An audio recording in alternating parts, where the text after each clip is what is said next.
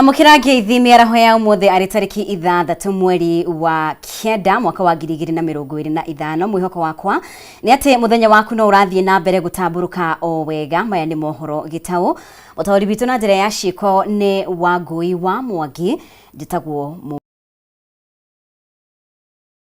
Minister wa urimi Mutahi Kagwe riu nioritie aguri a macani ma guku bururi-ini aria maumite mabururi-ini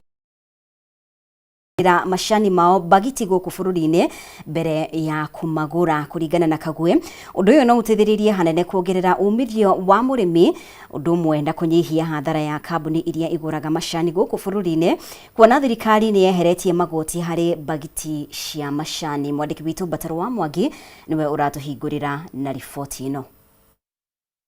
Thank you very much, Senator. Appreciate that. Ni Minister wa urimi Mutahi Kagwe uria uri mwena wa South Carolina bururi-ini wa Amerika agikinyia kigomo-ini kia aguri a macani kuma rugongo rwa gitaru kia Amerika.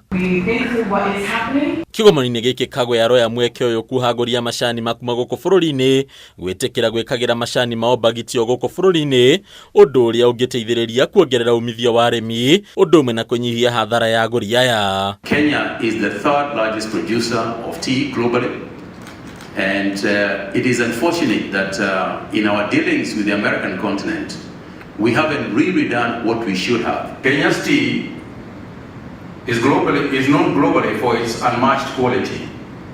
It grows along the equator under natural